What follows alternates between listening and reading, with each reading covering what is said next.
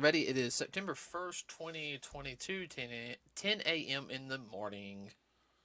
And the first podcast of the month. Yeah, and some people are getting drunk at Dragon Con already. Whoopee, skippy, yippee, yappy doo. All it is Dragon Con all has become a place for Drunken con. Drunken Con. Yeah, it's when you got football season start, so it's just as bad. Lord help us. I know. Okay, so as promised, everybody, if you listened to our last podcast, we saw the movie Top Gun Maverick. We actually got through seeing it a couple hours ago, at the time of this recording. Okay. Currently, right now, domestically, it's made $691,677,964. Internationally, it's made $731,200,000 for a worldwide total of $1,422,877,964. No sense? No sense.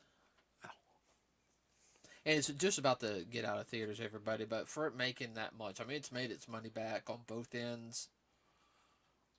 I understand in certain areas it wouldn't do as good because it is a little bit of, like you said, a flag waving film. Let's take Thor. That's the only other one I want to check out. Thor: Love and Thunder is at worldwide. Domestically, it's at 336,752,361. Internationally, it's at $410,359,025 for a grand worldwide total of $747,111,386. I'm getting good at that. It might make it. Yeah, just $3 million away from 750. Yeah, that I at least want to make 750. Yeah.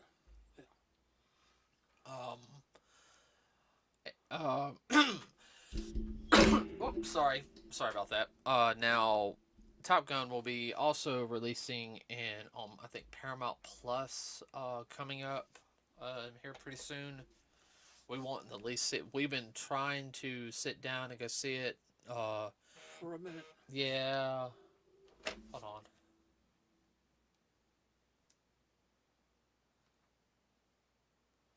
Sorry. That was Kai. Okay. The best friend. Yeah. So, I got a hair in my mouth. Well, you just got through rolling off the numbers. Yeah, I know. I had a hair in my mouth, from my headphones. Yeah, we weren't able to go see it in IMAX. Life gets in the way. Yeah. And believe it or not, I think we were originally going to go see it. We were. The week that I got canned. Yeah. And that kind of... Yeah, because we were going to go see it on Friday. No, we were going to see it the week... No, we went and saw G.I. Joe Thursday. We were going to see it the week after, and that just kind of... Because I was too busy searching for a job. And then we found out it wasn't IMAX, which makes me even madder. See, that job really messed me up, everybody. But we did get to go see it in theaters. Saw it today, and I will go ahead and sit there and say this. That is part of my French, a damn good movie. Yeah, well, like you said, it's definitely a flag-waving movie, which they're not popular right now, but... They get over it. Yeah, well, I mean, like you said, when the original movie came out in 1986, like, after that movie came out, and even, a couple years afterwards... Man, there was people signing up to go to Naval Air. I had one of my sergeants, he wasn't aged out, and he checked into it. The only reason he couldn't, he didn't have 20/20 vision. If you notice, everybody, they don't wear glasses. They have to have 20/20 vision or to be a naval aviator. Bob in the field wore glasses.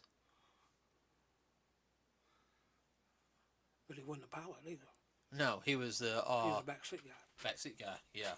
You cannot be a pilot wearing glasses. Of course, everybody, this movie takes place about 35 years after, 36 years or so, after. You say 2018, 19, Yeah, something like that. yeah. The reason why we would sit there and we would say that is due to the fact is that this movie was originally supposed to come out at the beginning of 2021, Yeah. but due to COVID and other things, and Tom wanted it to come out at a time where it can make money. He actually held it back for a good couple of months because he wanted it to come out Wanted to do good. do good. No, he picked the perfect time, Memorial Day weekend, and Yeah. it. I mean, I It had took off like a herd of birds.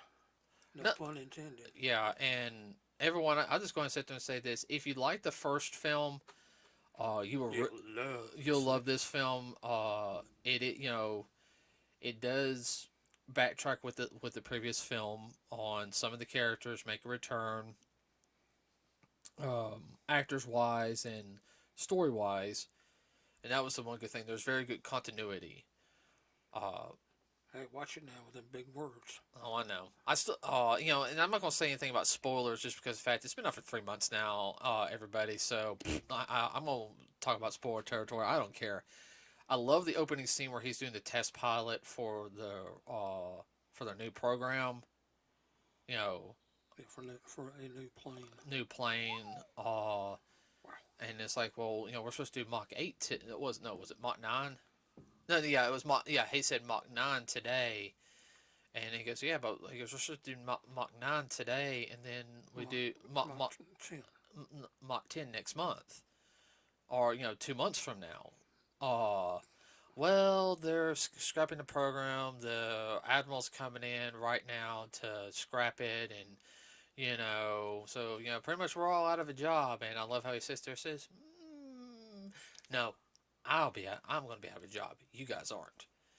And that scene right there, I totally agree. It's like, wait a minute, they're going to come can us, but this is all y'all's work. I'm just the pilot. You know what? Fine. I'll go follow. I'll have a job after this today anyway. So I'm gonna save your jobs. Try to, anyhow. I love that. I love that scene and everything. Of course, Looking out for its people. and of course, unfortunately, he had to try to push it just a little bit. I think what happened is I think after it went Mach 10.2, it accelerated on its own. He couldn't get it under Under control. Well, Uh, it reached stress levels, and it started flying apart because the skin, as they call it, was heating up so much it started coming apart at the seam. yeah. Well, I mean, I can understand he's a test pilot. He wants to see how far it could go. Yeah, well, you got to be a little crazy to be a test pilot, anyhow. I mean, that's true to the genre. Oh yeah. I love the scene where after he walks to the diner and he looks like crap, wearing the space suit and all the oxygen style suit, pressurization too, because Mach 10, everybody. I mean, that's some. Well, he was right up there high enough. He was just on the edge of space. Right. That's what they call a space plane. But yeah, I mean, I just love how he just points at the water like, I need that, Everybody looking at him like, where'd you come from? A little small town diner, but it was packed. I mean, everybody in the world. Like it was Saturday morning, everybody was in there getting their kids were getting breakfast, and parents getting breakfast, and the farmers drinking their coffee. But yeah, Where am I? And I thought, oh no, he didn't say that. He was definitely in farm country. he just sat there and said, "What state and county am I in?" That's what I would have said. Mm-hmm. Then he got his butt chewed when he got back. How dare you do this to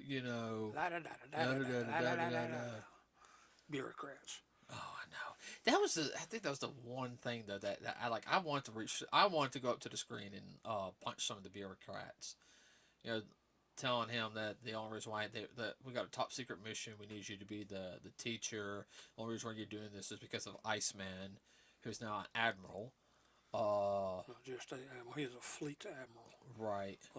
Now, in Army terms, for those of you who don't understand Navy, that would be a 4-star. Right. And That's that top dog. and he had pull. Oh, yeah. Well, 4-stars is nothing but about 5 or 6 of them, period. Right. So, he did all this for Maverick, knowing that Maverick, he's flying all these missions and everything. We need to kick him out and everything. Like, no, he's doing too good. You need to let it slide. And they all wondered, why does Iceman keep covering for him? Because Iceman knew sooner or later he'd have to have ace in the hole, as a poker player says, and that was his ace in the hole.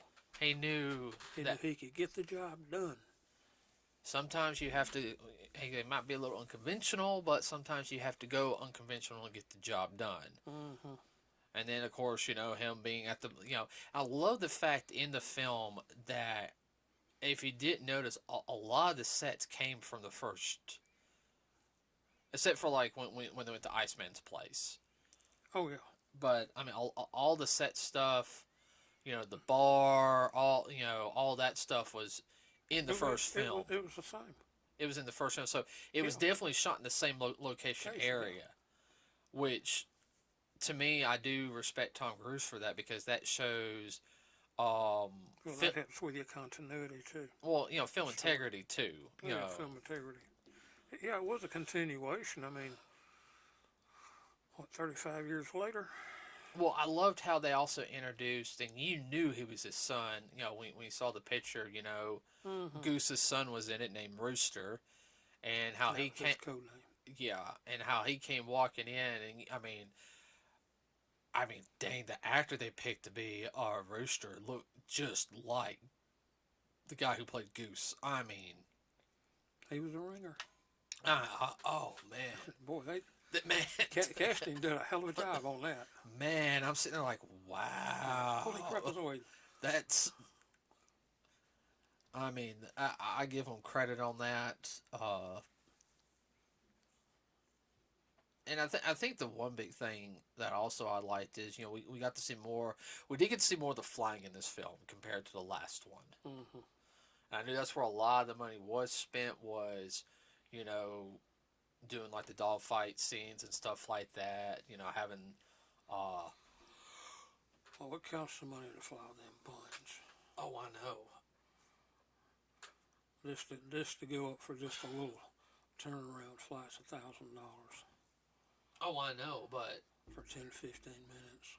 Well, I heard when they were filming it, Tom was very much, especially when it came to this, he knew exactly how he wanted things to be done. Like, he already had the envision, setting the camera up here, having it flat. I was like, from what he'd been working on it for 30 plus years in his head. Yeah. Like building a house. You lay in a bed, you're paralyzed. You build it a brick at a time. I mean, that's what we've been doing all this time. Of course, the whole thing between what happened to Goose was part of the film. Him still not fully forgiving himself, dealing with it, and also the fact that his son. He really didn't want his son to be a pilot. He promised Goose's wife, when she was past that, she won't let him go into the Naval Academy. And the whole thing is, he didn't want to lose Rooster. Rooster, to him, that was his nephew, Yeah. And Rooster had issues too. He had anger issues, which, that's understandable, but... Well, he's still blamed. He hadn't dealt with the fact that it was an accident. One of those things. Mm-hmm.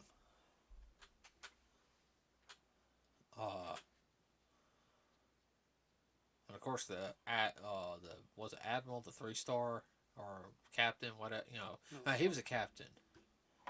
Who? Tom Cruise. No. Yeah. He was a captain. But the one he was under. The one he was under. Yeah, he was a 3-star. and he didn't want to pick him. He said the only reason you got picked is because, Iceman. yeah, Iceman warns you. Well, we're gonna do it this way. We're gonna fly at 30,000 feet, bomb the place, and then go in. And then we'll just get into a dogfight, and this is the way it's gonna be. Instead of, no, sir, we need to fly low. We need to get in there. Boom, boom, boom. Get. Snake in, snake out, try to, It was basically a suicide mission. Sorry about that. We had a hiccup with the batteries, everybody. I had one battery that was not full. Two batteries that weren't fully charged. Anyway, like we were saying, was the admiral who was the three-star admiral that Maverick was under. He was a total buttman. He was a dick. He was a dick.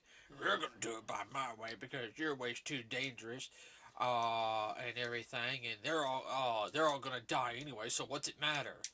It just kind of had that look. As long as the mission's a success, everyone can die, and I don't give a shit because I'll get that promotion in the future. Sorry. Oh, very much so. It came across like that. It was all about him. Oh yeah, he was a Top Gun graduate, but here's the whole thing: is he didn't continue flying. No. I think he was a little pissed off that he couldn't be. I would love to send if there was a vendetta against him and Maverick. Like, Maverick didn't know him. I had tried stuff and everything. I could never beat you. Or Iceman and everything. Well, I respect Iceman, but you did this stuff and everything. It kept me from getting this position, What? Why? Because I was a better pilot than you? Yeah. And he's right. You can't think when you're in the air. And that was something he's like, you don't think. It has to become muscle memory and instinct. Yeah. Your mind has to. They have to think so fast. If you think about it, it's too late. Mm-hmm. It's just like when you get up to bat and you have a pitch coming down at you 98 miles an hour. You have to already made up your mind before the pitcher even releases the ball if you're going to swing or not. Uh-huh. You have to tell just by the way he stands or whatnot, gets ready to deliver what kind of pitch it's going to be. Oh, I know. And that has to all be done within a split second. I don't remember something like a quarter second, I think, all the time you have. Yeah. Between the time that fastball leaves his fingertips and crosses a plate. That ain't a lot of time. You have to already be in motion of swinging. Oh, yeah. And it's the same thing there. I mean, you have reaction time, then you have reaction time. Oh, yeah. You have to anticipate.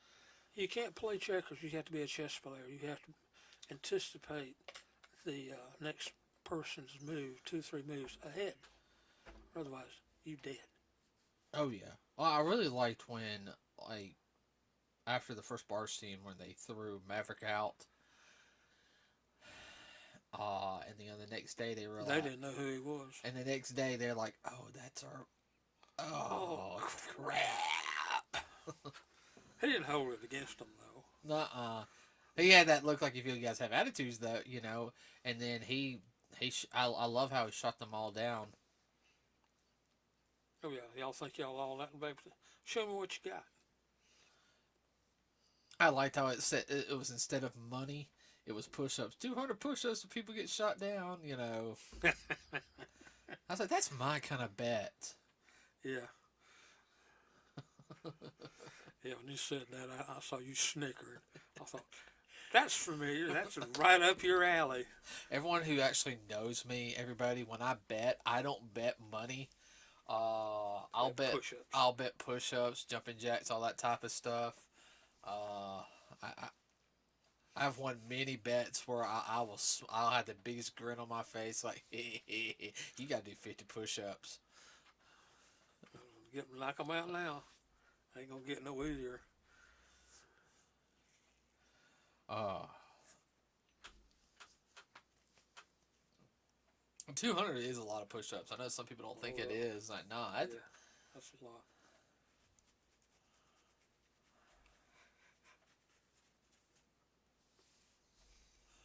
A lot of push-ups.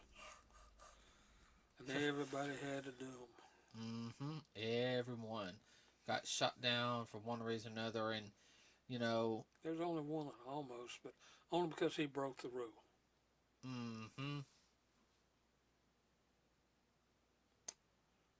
Yep. And that was Rooster? Rooster. Yeah. Yeah, you had a limit of how far down on the deck you could go. You had to stay above 5,000 feet. Right. Yeah. No, oh, you're talking about the when they were spiraling down. He was trying to tell him, you know, pull up. He got to what, under 500 feet. Yeah, and then that ain't nothing. Yeah. And the admiral, he liked to have it come apart. I love how he sat there and said at the very beginning, not only the pilots, but, you know, the $1 million planes. I was like, you care more about those planes than you do the pilots. Yeah. I sit there and said, you could have destroyed 2 highly expensive planes, but more importantly, you 2 could have died. Then what? Then we're up the creek without a paddle. We can get more planes. I ain't worried about planes. I'm worried about pilots. Yeah. But he wasn't that type of admiral. He was like, no, it was all about him. He was a little bit of a narcissist. You think? Yeah.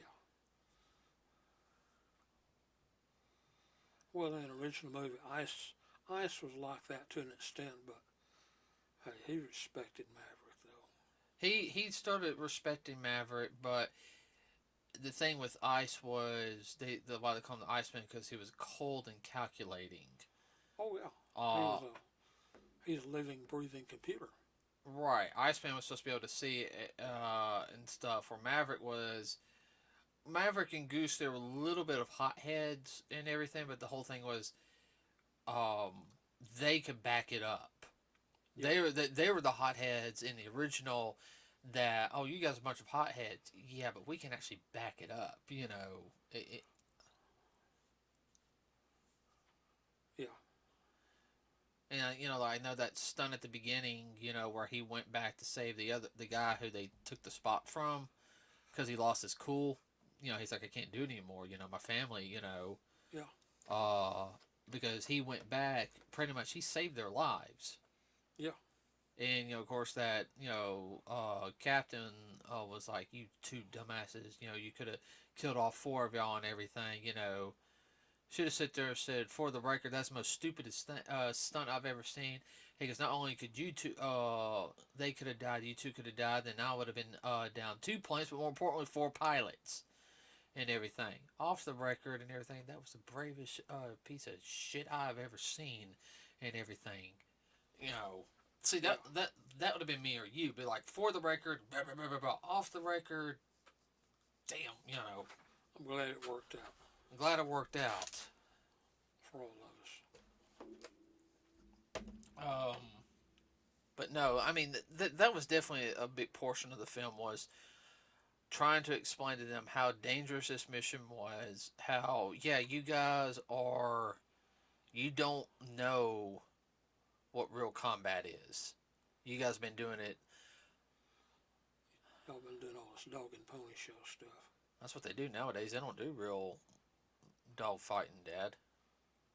Oh, I know.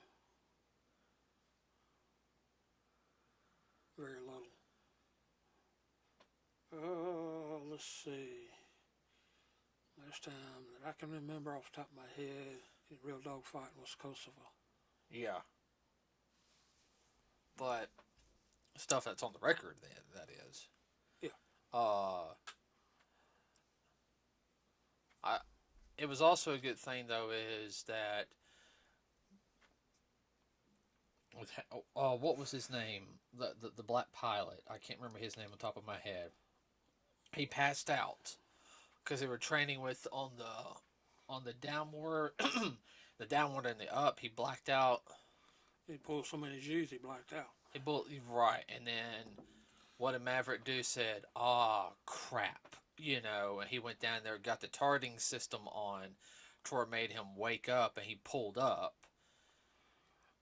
Yeah, it was a beeper that tells the enemy has got you in their sights. And of course, that had a built-in thing Where it where it went. Not only it beep, but it had another little beep to it, like "We shot you, we got you." right, like beep beep, wake up, wake up, wake up, and that helped wake him up. And unfortunately, you know, one of the only reasons why you don't fly too low and everything, and they did show that because, you know, birds can get in the engine. You know. Oh yeah. And they showed that happening, which is realistic. Yeah. And Yeah, Sparrow can bring down a 727. right, and that was Phoenix and Bob. Yeah, Phoenix was Bob, yeah. And they survived, but, you know, at the same time, it's one of those. Holy crapazoid. And I liked how Val Kilmer's character, when they introduced him, because if you guys don't know Val Kilmer or you know Iceman, in real life he's battled cancer. They portrayed that in the film, and that's a real deal. And you know I hate that for him because he's only 62.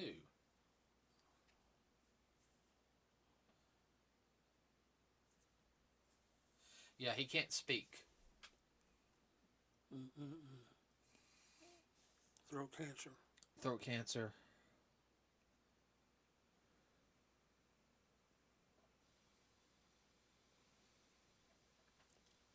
And yeah, supposedly, when Kilmer and Cruz were in Hollywood when they were younger, he said they got along. I mean, they were, you know, friends in it. Buds. Yeah. You know, and I hate that for Val Kilmer because, he does rely on a voice box now. I do know that. And you know they showed that, and I like how the whole thing is. You know, of course, as soon as Iceman's wife saw him, you know, she already hugged him. You know, it's just like, you know, they've always kept in touch since after that one mission. Like, you know, Yeah. because what he sit there and say is, you know, I had to go come check on my wingman. That means him and Iceman flew together. They were, you know, a team. Yeah. And you know, and I like how they did portray it in a sense that, Well, they were like brothers. yeah, They were family, but you're in that type of situation. Just like they say in the Army, you know, you're foxhole buddies. yeah, like You're in all that kind of crap and whatnot, and life and death, you know. The only one you got to depend on is your buddy next to you. your buddy and your team, you know, wherever they are, you know, Yeah. your unit becomes your family. Has to. That's like with anybody whose unit that we've seen, like older veterans, especially when we were at Joe Fest. You know, there was a couple of military people there with their unit buddies. You know, Oh yeah. some of them walk around with injuries and everything. It's like, nah, man, that's my brother. This was my sister. You know, back in Back in the day. back in the military time. So you know, it's always the joke. You know, Well, you put your life in their hands. right? Vice versa. And I'm glad how they did that they showed the funeral and Yeah. everything. You know, Yeah. of course for Maverick that was hard because pretty much it's showing that all of his whole flight buddies were gone. All the people, you know, Just about. just about. And They were all retired out except for him and Iceman. mm-hmm. And you know, of course, you know he made his whole unit, his whole team come to the funeral. You know, Oh yeah. he was Top Gun. You know, he's a Top Gun. You guys are gonna come. You know. Yeah. Need to pay respect to all. Well, he was number one in my class. Right. And the whole thing was though he was number one just barely. Oh yeah. I mean, and that is a thing where they'll take the. I'm just asking.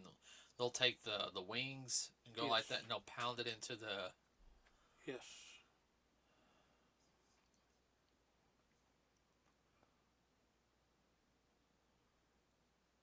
Okay, I didn't know that. I meant to ask you about that. Depending on the age of the people. No, your generation, I don't know. I couldn't say. My generation, yes, and further back, yes. I mean, the way they did that was very much. Well, anybody that's been in the military a long time, there's certain little rituals that are done that are, just for your buddies and whatnot, to pay last respect. I'm taking that was more more of a sense was, you've earned your angel wings. Basically, that's what you're saying, yeah.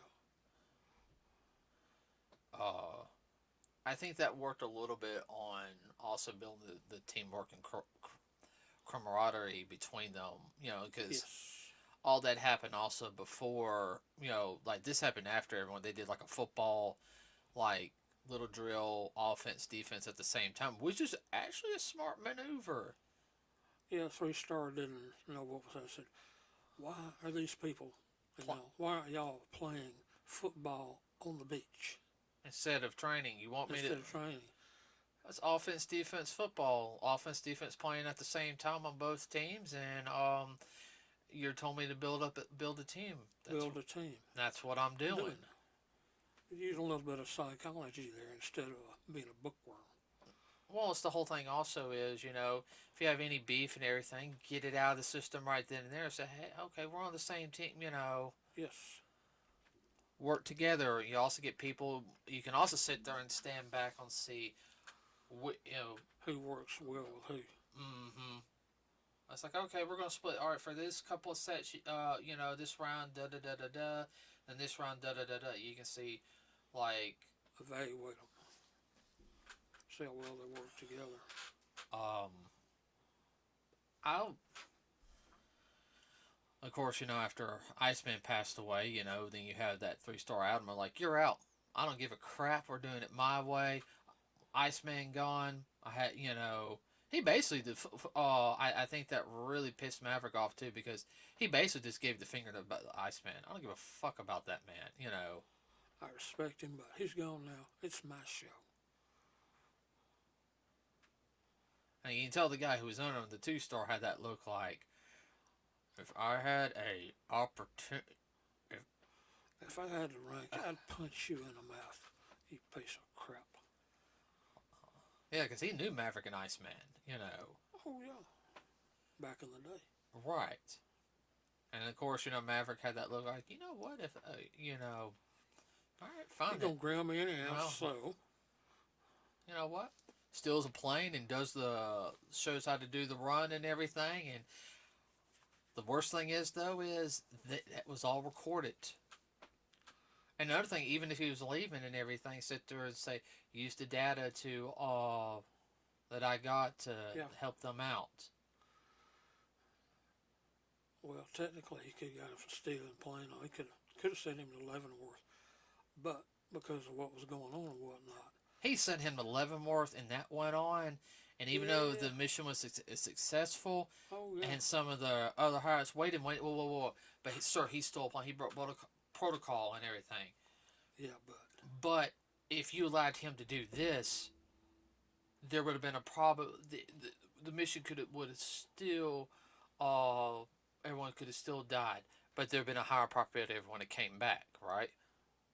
Technically, sir. Well, that's all I need to hear. Boom, boom, boom. You're stripped of everything, Yeah. But the mission was a success. But all those Top Gun pilots are dead. Out of the whole crop. Those were years of training down the drain. Yeah. And I liked also what Maverick sit there and said when somebody got shot and everything. What did he sit there and do, which what that Admiral did not like? What are you going to tell their family? Oh, does it? You know, basically sit there and say, you make a mistake on there, your wingman dies. It's your fault. Yeah, You need regardless. to, regardless. You need to tell them what happened. Yeah, You blame the other person? No. In a way, he was also trying to tell Rooster is that no matter what I do, you're always going to blame me. yeah,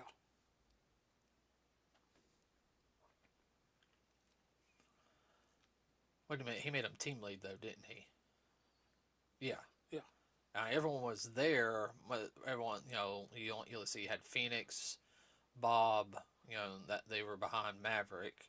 yeah. Then you had Rooster, and then the other two. I can't remember the other two. One was the black guy who passed out. I can't remember his name. But that whole scene right there of them going in and out and everything, Rooster getting scared, that was quite understandable because he saw the guns and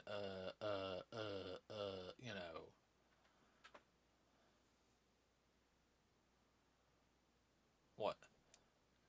Yeah. Now the only thing that I didn't of course, sending the missiles off hitting the base was fine. What I didn't understand, and of course, they made the shot, Yeah. both shots. That was cool. Oh yeah. I mean, you can, Me into one yeah, times two. Well, basically everybody, if you hadn't already figured it out, when they went down the valley and they shot the two missiles, oh, Star Wars. That's exactly, yeah. It was Yeah, the it trend. was the same thing as blowing up the Death Star. Yeah, but this was a lot harder. Yeah, it was a lot harder. uh, I'll say something else. Also, is what, like I said, I know they shot the at the base, but I expected them to at least maybe after shooting the base might have shot one or two towards where at least ahead to where the Same muscles were. yeah, not necessarily the ones on the outer ends. Well, can we at least hit the two? Uh, can we send something to hit at least one, two of the missiles over here? Yeah, if they had some extra ordnance to send some dummy stuff out for them to chase. Right. Of And course, that's the whole idea of the flares.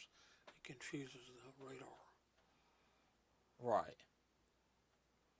I mean, I expected be honest with you, I expected Maverick to die in it. Oh, I What? did too.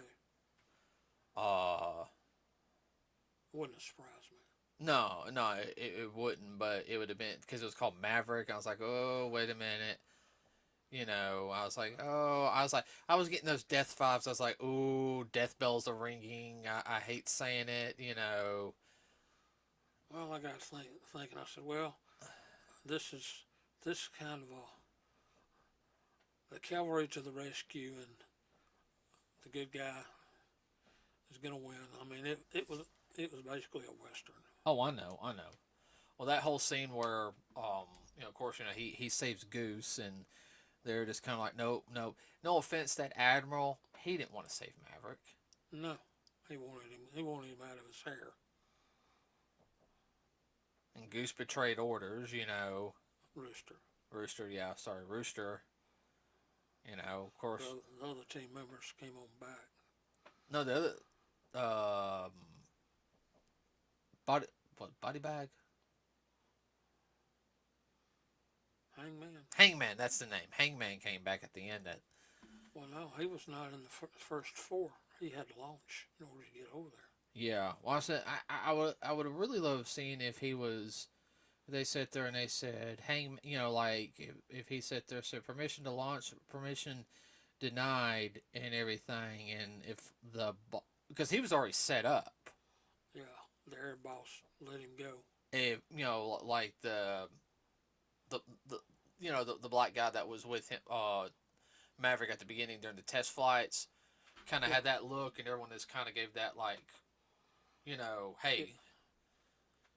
Well, the air boss still has to push the button. That's the guy that was in that little control box that had the little dome. Oh, I know. Yeah, but you can probably see the air boss probably went like this, like, no, let's get our boys, you know. Yeah, let's get our people home. Oh, I'm sorry, sir. I hit the button. I love the fact though is when they were after the hind end gets exploded, he runs up to him. Of course, he pushes him down, and everything.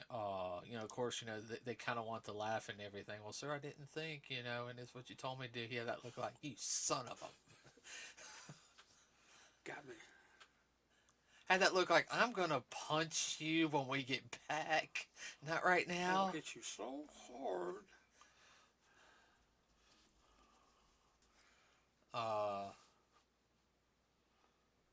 And I love the fact is when he saw the F-14, he had that look like, we're gonna fly that? Yeah, we're gonna fly that. Oh, That antique. and I love how he had that look like, you know, of course everything's working. It's like, this is an antique and everything. How do I do this? Well, that was your dad's. Oh, that was your dad's Yes. department.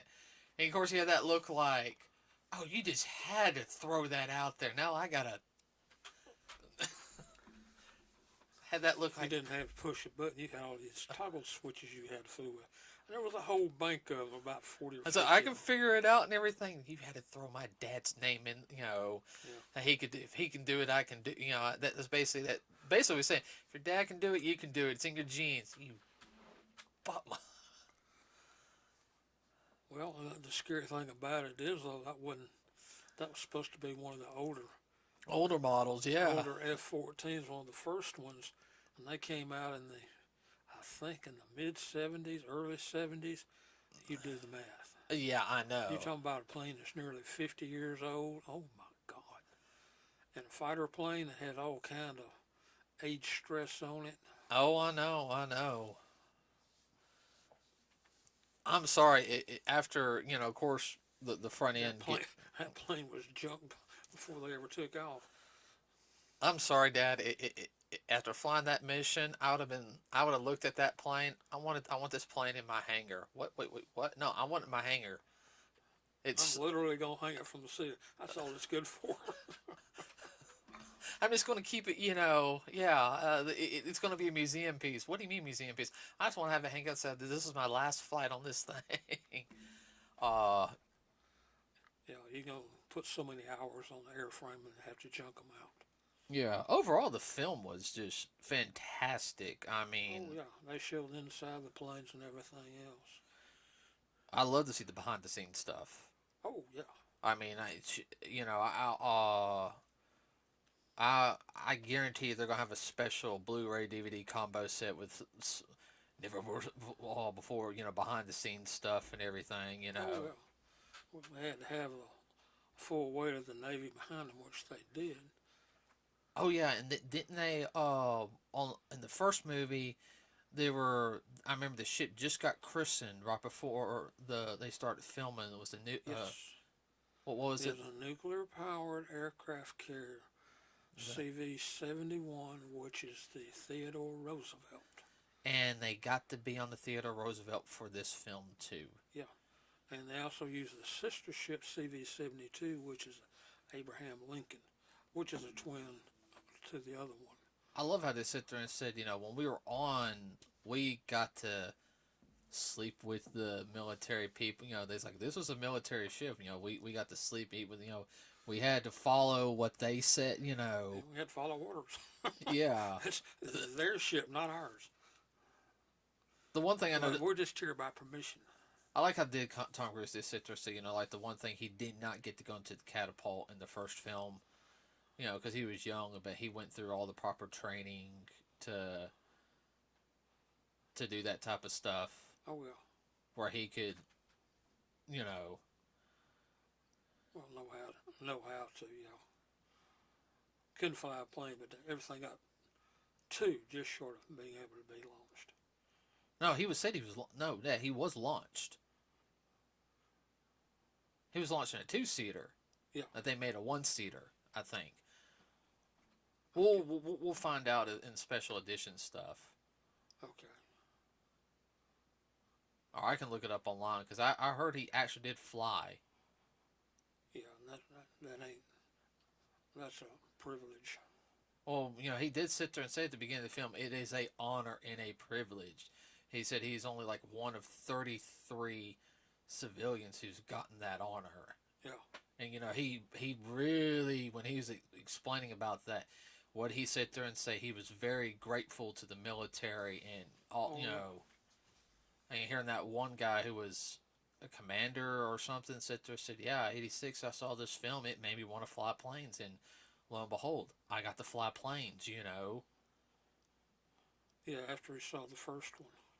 Oh yeah, He said it made me want to go join the Navy, and I did, and became a naval aviator, and here I am today. Yeah, and he gets to be a part of the movie too. So that's like a wow. That's kind of a full circle thing. Yeah, I saw this movie in theaters when I was a kid, and now I'm helping with the production of the second film. Yeah, I mean, so everyone, if you get, I know some people wanted to didn't go to the theater to see it. To me, you missed out because this is the type of film you have to see in theaters. I mean, unless you have like a home theater at home, uh, and you're gonna do it like that, I understand. But this was just one of those like you had to see. Wish we saw it in IMAX. If there's ever a special showing for it to be back in IMAX, we're gonna be there with our. Yeah, I mean. But with that being said, everybody, Top Gun Maverick, very much worth it. I know it's coming on Paramount Plus pretty soon. The DVD Blu-ray release is supposed to be coming out here probably in the next month or so. Probably a combo pack with special stuff in it. Special stuff, probably in the first one. Everyone, I would say get it. It has very much of a modern 1980s film, the way it's set up. There's no, I mean, it's direct. I mean, to me, it has the hints of the old way films used to be done. Well, going back to the old ways, what you're talking about direction reminds me of an old John Wayne is a star, and yeah, was it John Ford as the director? Yeah, I think Cruise helped direct it. This. Oh yeah, he had his hand in it, but it was one of those kind of films that was like I hate to say the word propaganda, but an old war film of World War II, or even a little further back, or an old Western. And like an old Western too, he doesn't ride off in the sunset this time. He stays and gets the girl. Yeah, he actually does. He gets the girl in the end. So that's another reason why I kind of liked it. Yeah, and everyone talk. That's my best friend. Okay, I know she went and saw it 4 times. I don't know. I know she dragged her boyfriend. I wonder how many hankies she went through. I don't think she. No, she don't usually cry through films. And everything. Well, I'm talking about the ending. Nah, she probably smiled. Her having the filmmaker's background. Yeah. That's what she went to school for, everybody. So for her to really say it was such a great movie for her to see something 4 times, that's saying something. Yeah. I think she's also a Tom Cruise fan too. I got to talk to her about that. With that said, everybody, I don't usually do a score on. I don't like doing like the 10 out of 10 that type of stuff. I say it was a very damn good film. Yeah, if you like that kind of movie, yeah, and you don't see it, you need to kick yourself in the butt. And have your friend, you need to bend over in front of your friend, let him kick you in the butt. And if you don't like that movie, you still need to go see it. No, it is a good film. No, it's a good film. It's a good film. Let's see. It's not real deep. It doesn't have all. It is pretty direct forward. Yeah, and there's nothing wrong with that. And anybody sits there and says, "Well, it's just a popcorn flick." I mean, you ain't gonna watch it like religiously every week or something, but It's one of those films every couple of months you could probably sit there and just watch, or even have in the background playing. You don't mind multiple showings. showings. Well, it's one that, like when I was growing up, we used to watch films Memorial Day, 4th of July, and Veterans Day. on Veterans Day. And it's one of those movies. Yeah, no, I agree with you. Those two movies. Anybody in my age group will understand. Yeah, no, I agree with you on that one.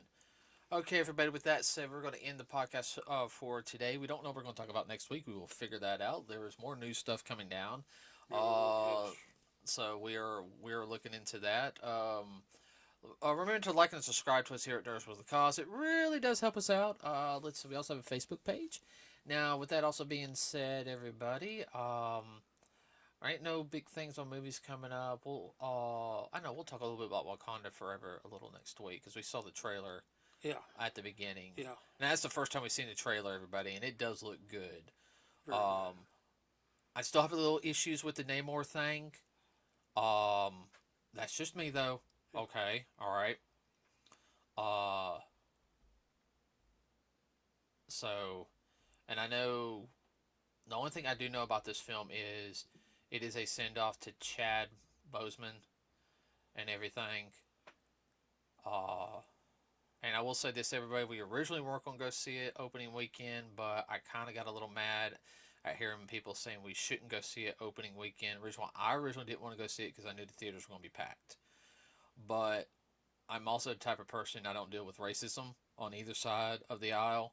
And to tell me that this film is not for everybody is an insult to Chadwick Boseman and as well as some of the other cast members, because this film is for everybody. It's a very good. I can tell you, it's going to be a very good film. So we are going to see it open weekend now. I'm sorry, I'm not going to deal with that. No. It's supposed to be positive, not negative. Well, Marcus said he'll come with us. He said no. He goes, we'll all three go see it together. Yeah.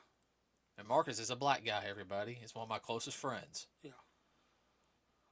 In fact, we might drag go see there too.